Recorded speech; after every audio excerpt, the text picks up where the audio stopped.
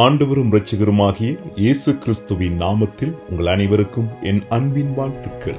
இன்றைய நாளுக்கான வேத தியானமாக பிலிப்பியரின் புஸ்தகம் 4வது அதிகாரம் 19வது வசனம்.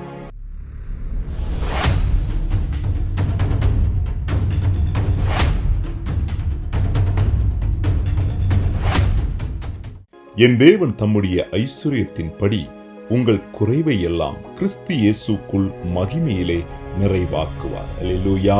வேத வசனம் சொல்கிறது, நம்முடைய குறைவுகளை கிறிஸ்து இயேசுக்குள், அதாவது அவருடைய மகிமையிலே நிறைவாக்குவார், மாற்றுவார், ஆசீர்வாதமாக மாற்றுவார் என்று வேத வசனம் சொல்லுகிறது. அல்லேலூயா. உபாகமம் 28:12 வசனம் சொல்லுகிறது, கர்த்தர் உனக்கு தமது நல்ல பொக்கிஷசாலையாகிய வானத்தை திறப்பார். அல்லேலூயா. அவருடைய ஆசீர்வாதம் நம்முடைய வாழ்க்கையில எப்பொழுதும் திறந்திருக்கிறது. நாம் செய்ய வேண்டியது என்ன தெரியுமா? நாம் அவரை சார்ந்து இருக்க வேண்டும். நம்முடைய குறைவுகளில, நம்முடைய தோல்விகளில, நம்முடைய தேவைகளில, நம்முடைய துக்கங்களில, நம்முடைய பிரச்சனைகளில, நம்முடைய தனிமைகளில நாம் அவரை சார்ந்து நிற்க வேண்டும். வேதம் சொல்லுகிறது, நிறைவானது வரும்போது குறைவானது ஒளிந்து போகும். அல்லேலூயா. 5 அப்பம் 2 மீன் 5000 பேருக்கு குறைவுதான். ஆனால் இயேசுவின் கைகள் வந்தபோது அது நிறைவுள்ளதாக மாறினது.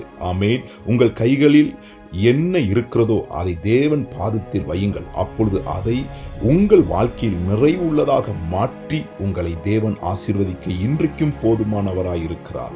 என்னால் எந்த வேலையையும் செய்ய முடியாது, எதுவும் தெரியாது என்று சொல்லுகிறீர்களா? கவலை வேண்டாம். உங்கள் நேரத்தை அதிகமாக தேவனிடத்தில் கொடுங்கள்.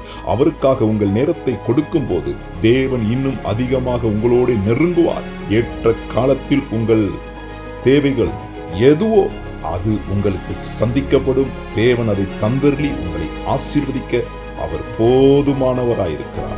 ஆமென். அல்லேலூயா. நீங்கள் அவர் கைகளில் கொடுக்கும் போது உங்களுடைய நேரத்தை, உங்களுடைய தொழிலை, உங்களுடைய காரியங்களை, உங்களுடைய சிந்தனைகளை ஆண்டவர் உங்களுடைய காரியங்களை ஜெயமாக மாற்றப் போகிறார். உங்கள் துக்கம் சந்தோஷமாக மாறும். ஆமென். ஆமென்.